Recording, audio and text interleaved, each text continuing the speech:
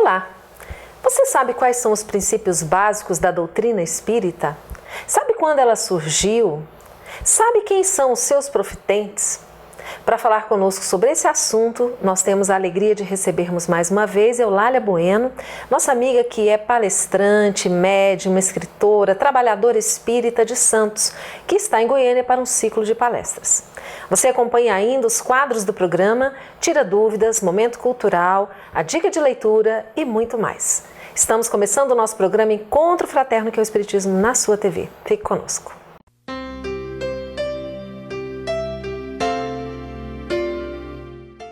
Hoje, então, mais uma vez, nós estamos com muita alegria recebendo Eulália Bueno. Eulália, muito bem-vinda novamente ao nosso programa. A nossa alegria é multiplicada, principalmente por podermos dividir esse momento com todos e levar as pessoas que nos assistem esse ambiente gostoso da família Fego, que é incomparável.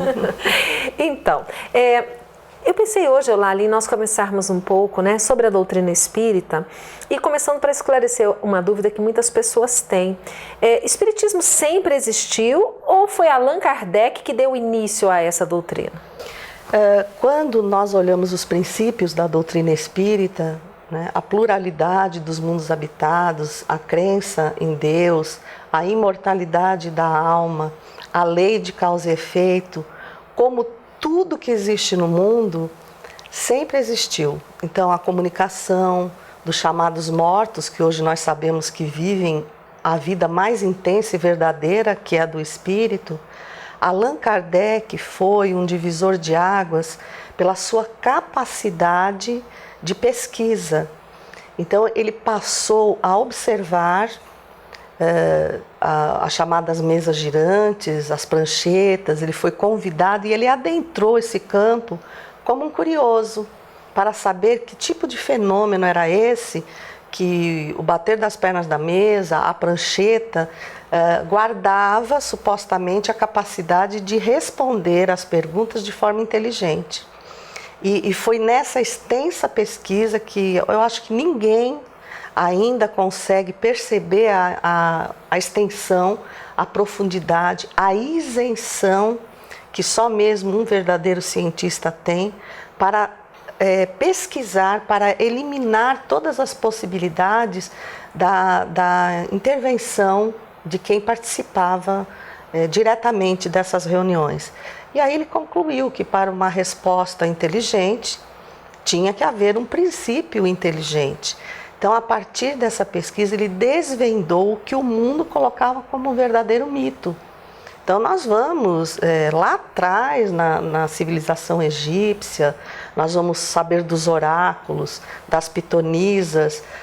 Eles receberam apenas através de um estudo sério, a nomenclatura adequada e a explicação, porque tudo aquilo que foge ao nosso entendimento, mas não foge às leis universais de equilíbrio e de progresso, para nós recebe a conotação de milagre.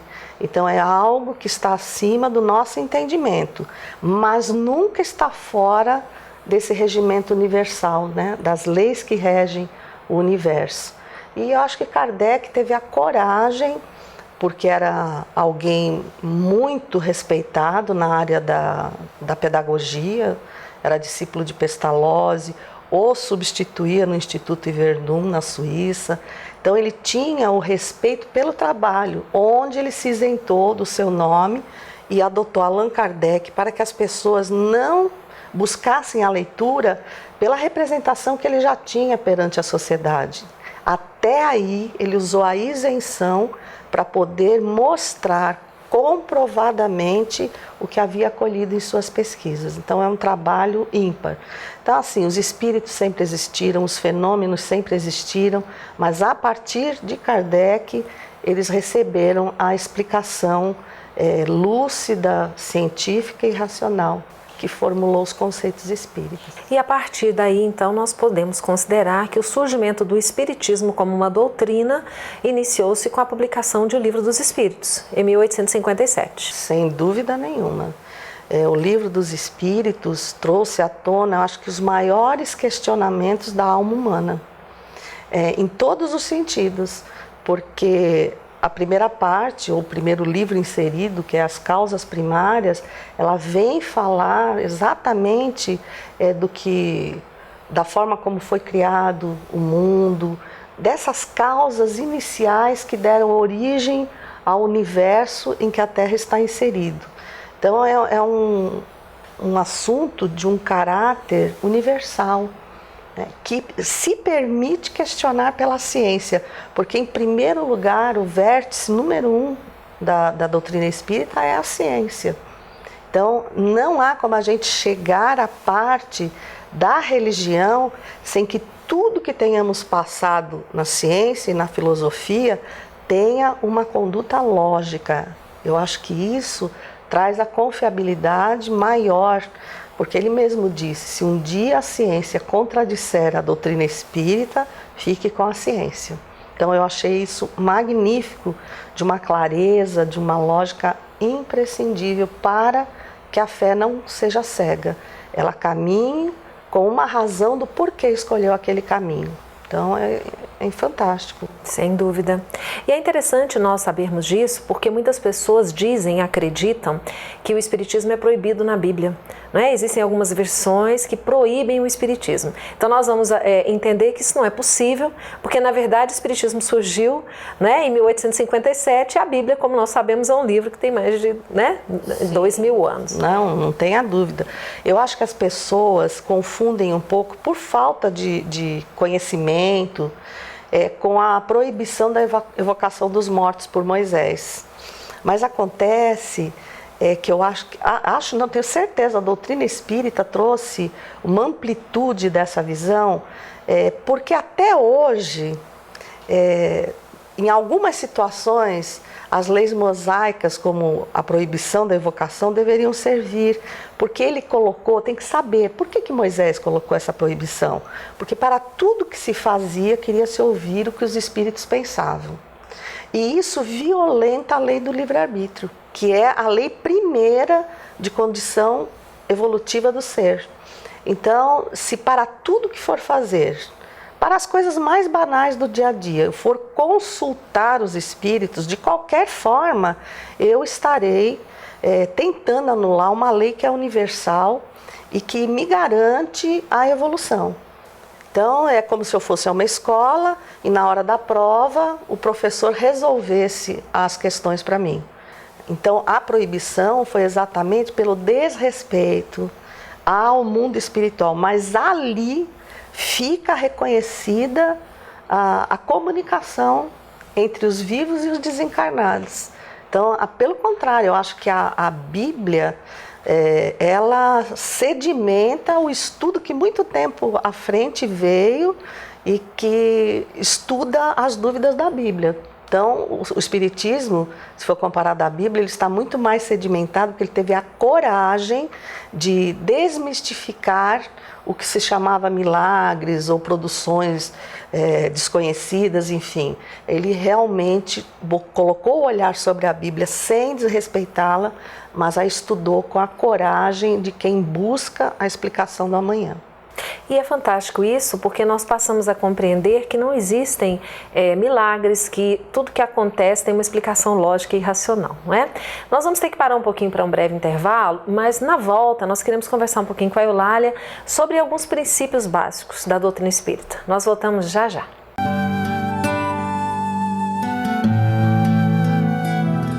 A dica de livro de hoje é essa, das causas primárias, do Tarsílio Rangel. Por que eu estou dando essa dica? Trata um assunto que para muitos é árido, que é a parte científica do Livro dos Espíritos, em especial sobre a criação. As primeiras perguntas do Livro dos Espíritos, aqui são só 16 perguntas e rendeu um livro muito bom, por sinal. Então é a dica de hoje, leiam, estudem, mas não fiquem só nas 16 que ele tratou, não. Caminhem na leitura e vão no Livro dos Espíritos até a última questão. Mas vocês verão a qualidade desse livro, que vale a pena ser lido.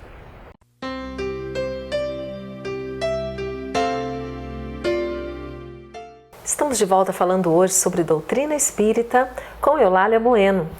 Eulália, quando nós iniciamos a leitura, o estudo de O Livro dos Espíritos, na primeira parte, a primeira questão, Kardec começa perguntando o que é Deus.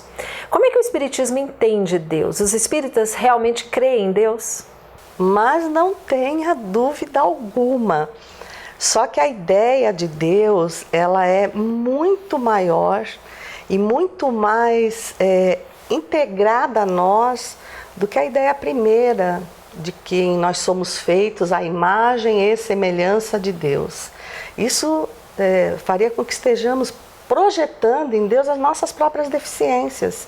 Por isso aquela primeira concepção do Deus que pune, do Deus que castiga, porque se, obviamente, de uma forma mais ampla, e nós somos criados à imagem e semelhança dele, ele tem as mesmas atitudes que nós. E a gente não pode conceber um filho de Deus, né? Não vamos falar o Filho de Deus, como Jesus, que veio nos ensinar perdoar não 7, mas 70 vezes 7, amar ao teu próximo como a ti mesmo. Ali já se desmancha essa ideia de um Deus muito limitado, que condena sem dar a oportunidade do refazimento, da reeducação. Ele anula o processo reeducativo. Todas as penas são eternas. Aquele que labuta e vence vai para uma contemplação eterna. Separam-se os espíritos de mães e de filhos. Então é uma ideia que não conseguimos conceber perante toda a bondade, toda a misericórdia. Então, ao dizer assim que Deus é a inteligência primeira, a causa primária de todas as coisas, nós nos sentimos imersos nessa grandeza de Deus. Então, eu não estou mais aqui, Deus lá, mas Deus está em mim. E a ciência hoje prova que há um ponto específico no nosso cérebro, através de neuroimagens, que ele mostra um grande metabolismo quando nós estamos entregues à oração, que não é a reza. A gente costuma muito chamar a atenção das pessoas que a oração é o momento da integração, é quando eu passo a sentir. Então, essa história de dizer que eu estou rezando enquanto dirijo, enquanto faço isso, não nos permite a entrega, para que a gente possa perceber que estamos realmente imersos em Deus. Então, Deus não é uma personalidade, Ele é a causa maior de tudo que existe no universo. Todos nós nos movemos em Deus, somos tocados por essa energia. Obviamente, a cada um é dada a oportunidade de interpretá-la no seu grau de evolução. Uns precisam ainda daquele Deus bravo, temerário. Isso precisa, é a necessidade daquele momento evolutivo. Outros, ao se sentir imersos, se sentem também na responsabilidade de não desordenar a ordem que o universo nos oferece. E ao ferirmos essa ordem, em primeiro lugar, estamos ferindo a nós próprios. Então, nos dá uma dimensão muito maior do espírito que somos. E você disse sobre Jesus, né, como sendo um irmão. O Espiritismo não entende Jesus como sendo Deus. Quem é Jesus para os espíritas? Para os espíritas, Jesus é um espírito como nós, mas de um padrão evolutivo muito superior ao nosso. O que nos mostra que o caminho evolutivo dele para ele estar onde está hoje, né? Que não é onde ele estava quando ele veio à Terra, então nos mostra a grandeza da evolução e graças a Deus nós também não somos mais aqueles da época de Jesus, embora tenhamos essa necessidade e mesmo nós espíritas no momento de participação numa tarefa, a gente logo vai apresentando os nossos defeitos, não como um sintoma de humildade, mas de receio, né? Então aquele ranço de algo pode ser cobrado, então mesmo com as minhas imperfeições, a gente tem que dizer, agora com a responsabilidade de tudo que aprendi, aqui me apresento para o serviço, Senhor, para a colaboração efetiva, tomar a responsabilidade da charrua para arar o campo que nos foi confiado. Então ele é um espírito que ele conquistou um grau evolutivo que o capacitou, por exemplo, para hoje ele ser o dirigente espiritual da Terra. Agora imaginemos que o universo é povoado de galáxias, de mundos. Então nós não podemos aceitar que sejamos os privilegiados do universo, que Deus criou tudo isso apenas para nós que estamos na Terra. E muito menos que Jesus é um espírito único, numa hierarquia que se perde no nosso entendimento. Então ele é aquele espírito de uma condição evolutiva e chamou a si a responsabilidade de ser o nosso exemplo. Então, na dimensão de cada um de nós devemos ser o exemplo para alguém que nos tenha por referência, dentro do próprio lar. Então, não é o que eu digo, mas é o que eu faço. Então, isso nos responsabiliza muito mais para a caminhada. Bom, então você já até falou de um dos princípios espíritas, que é a crença na pluralidade, né, dos mundos habitados. Nós temos aí a lei de causa e efeito, que nada acontece por acaso na nossa vida, não é? Com essa lei de causa e efeito nós conseguimos compreender a justiça divina, de outra forma a gente não consegue compreendê-la, não é, Eulália? Mas nós também queríamos falar um pouquinho sobre então a tarefa dos espíritas e a tarefa das casas espíritas. Nós sabemos que o espiritismo ele não é uma religião no sentido tradicional do termo, não é porque ele não tem hierarquia, ele não tem sacerdócio. Então, qual que é a finalidade de uma casa espírita? Mas eu quero que você responda pra gente daqui a pouquinho, depois do intervalo. Nós voltamos já já.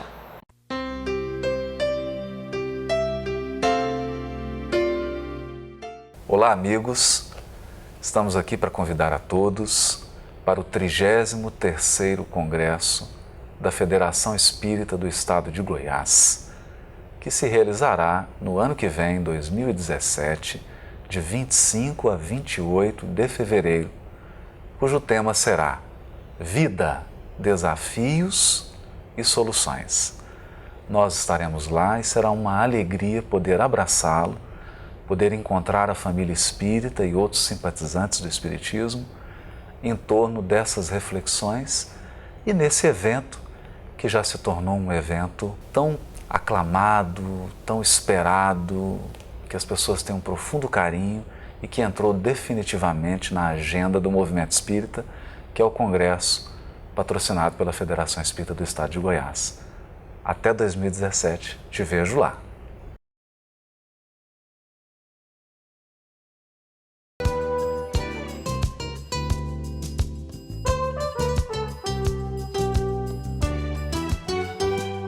Olá, você está no Tira Dúvidas do programa Encontro Fraterno da Federação Espírita do Estado de Goiás. Envie suas questões para o e-mail tiraduvidas@feego.org.br e essas questões serão trazidas para esse quadro, onde tentarão ser respondidas. Conosco, Elzi Nascimento, e a questão de hoje, Elzi, é a seguinte: os mentores espirituais estão dispostos ou podem auxiliar na resolução de assuntos materiais? Assuntos materiais. Talvez seja resquício do hábito, da mitologia grega, romana, de estar sempre recorrendo a entidades para alcançar aquilo que se deseja. Nós sabemos, já nos foi dito que pedi e obtereis. É lógico que pedindo, realmente, nós somos muito ajudados, mas somos constantemente ajudados pelos nossos mentores que não nos deixam, que estão sempre nos conduzindo, nos inspirando para o bem. O que nós precisamos fazer é manter a sintonia com eles, para que nós saibamos perceber com bom senso aquilo que deva ser feito, para que nós acertemos mais e não vamos deixar de confiar na certeza de que as coisas sempre virão para nós, elas se encaminham para nós. O nosso querer é muito importante. Nós não vamos dar trabalho aos nossos mentores para que eles organizem nossa vida material. Nós temos condição de fazê-lo. Eles poderão nos orientar, nos inspirar, mas não atender a esta solicitação, porque compete a nós mesmos verificarmos como estaremos ante estes problemas que surgem na vida de todos nós e que servem, na verdade, para incentivar, estimular a nossa inteligência e que as nossas virtudes nos façam encaminharmos-nos nesse sentido com o melhor de nós mesmos, com dignidade, para não pedirmos o impossível. Ou você acha que não é isto ou tem alguma coisa a acrescentar? Não, é perfeitamente isso, porque na verdade, mentores espirituais, espíritos protetores, estão conosco para nos respaldar em nossas necessidades, em nossos problemas, em nossas dificuldades, mas não para resolver questiúnculas e muito menos para trazer para nós as facilidades materiais que apenas o trabalho, o esforço, a dedicação têm tudo para conseguir. Então, mentores são amigos, não são criaturas que estão jungidas a nós para simplesmente atender os nossos menores desejos. Eles aí estão para nos orientar os passos na conquista de nós mesmos. Então, que tenhamos essa conexão, sim, com o mentor espiritual, com o espírito protetor, mas reconhecendo com todo respeito a devida função deles. Nós agradecemos a sua atenção e até a próxima.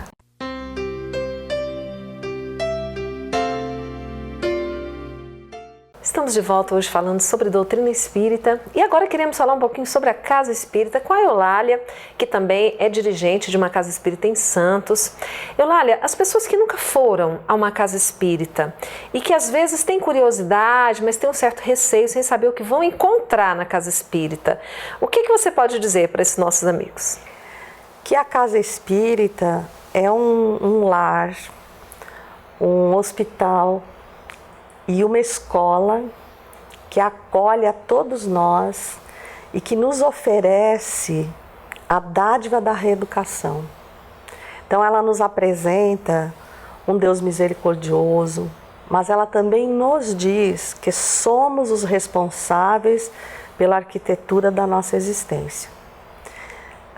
Como você citou anteriormente, a lei de causa e efeito, ela é algo que rege o universo, então também cada um de nós.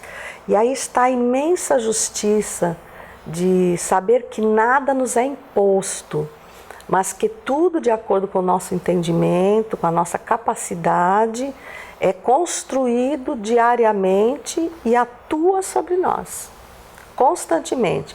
A partir desse momento, não é o que o outro me faz, não é o que o outro pensa, não é o que o outro me destina que vai direcionar a minha vida, mas somente aquele material que eu aceito e que eu coloco nessa construção. A Casa Espírita, segundo Herculano Pires, no livro O Centro Espírita, se os espíritas tivessem a dimensão e se tornassem os exemplos vivos, ela realmente faria toda a diferença no século XXI. Ela é uma universidade do espírito. Ela, vamos usar um termo do latim, ela vai nos mostrar a verdade sobre o ad majorem natus, que é você nasceu para as coisas grandes. O que são as coisas grandes? Nada que o mundo comporte. Então nós nos perdemos, por mais que nós achemos indispensável, tudo que o mundo nos oferece em relação ao nosso espírito é muito pequeno, porque nós somos herdeiros de Deus. Então o universo é meu também.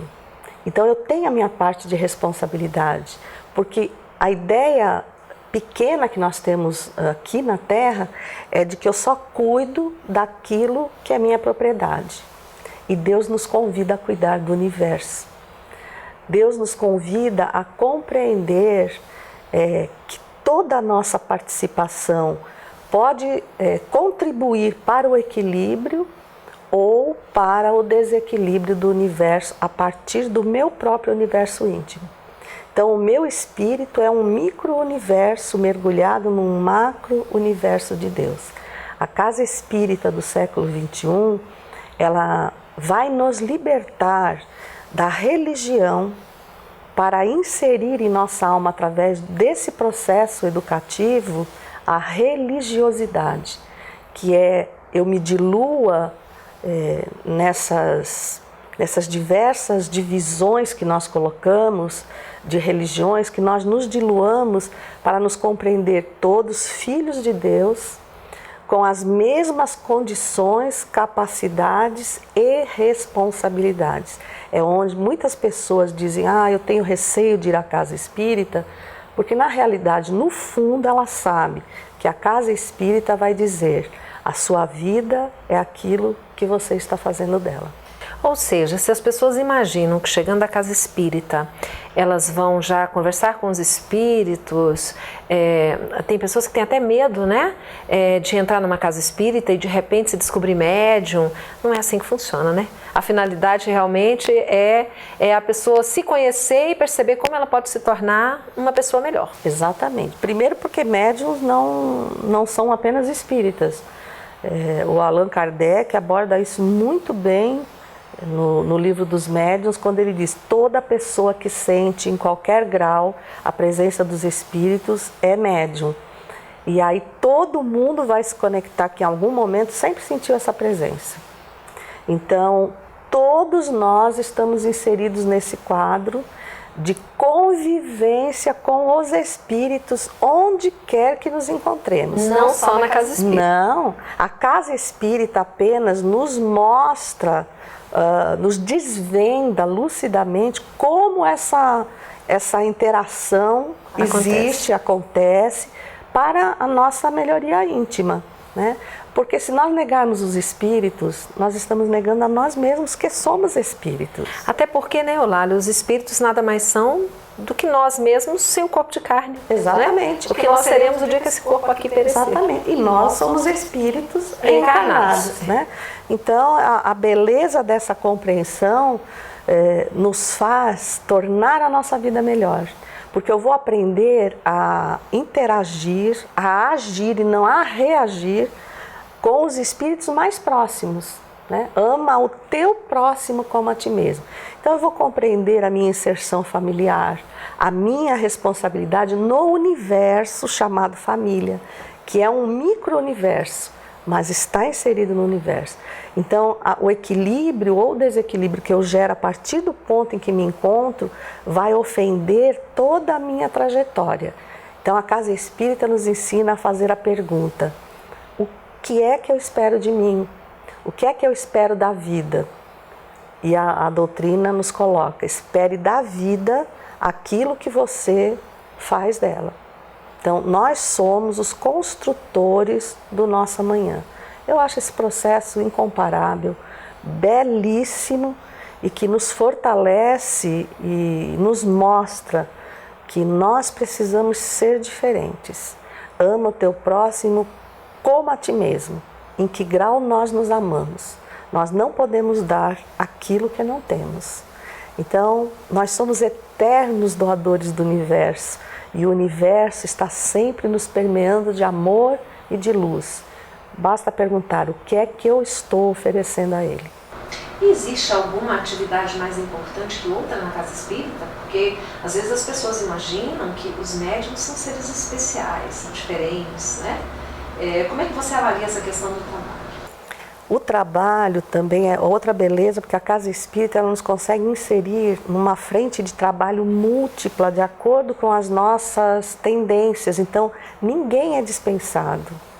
E ao você abordar essa parte, eu me lembrei do que Jesus esperou dos seus discípulos. E aí nós dizemos, bom, mas os discípulos estão lá atrás, né? Mas aquele que crê em Jesus, que crê em Deus, é um discípulo.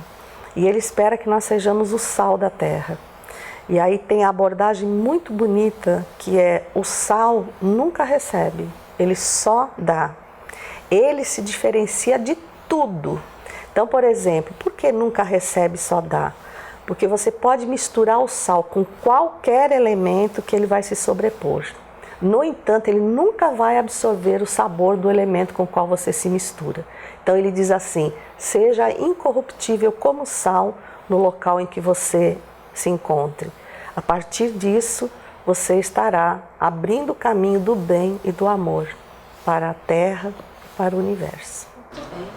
Fica a dica aí para você que quer conhecer um pouco mais sobre a doutrina espírita, o estudo, a leitura de O Livro dos Espíritos, que foi a primeira obra lançada por Allan Kardec, ou você pode mesmo procurar um centro espírita próximo da sua casa. Com certeza você vai encontrar muita coisa maravilhosa para a reflexão que nos ajudam tanto, né? Com certeza. Olá, muito obrigada pela sua presença. Obrigada a vocês. Muita paz e muita fertilidade nesse trabalho de amor que vocês irradiam para o Brasil todo e para o mundo. Muita paz. Muito obrigada. Nosso programa está terminando, você acompanha ainda o Momento Cultural e na semana que vem nós nos encontramos novamente. Um grande abraço e até lá.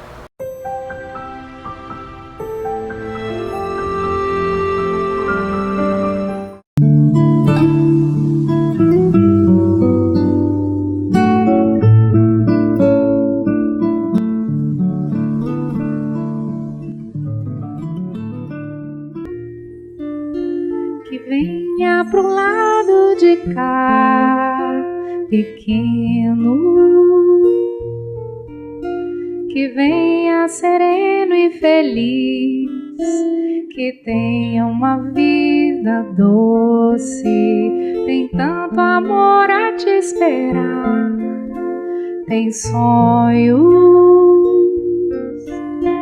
tem uma família a vibrar, a velar teu sono, e quando acordar, um sol vai brilhar com a luz que faltava pra casa virar um lar.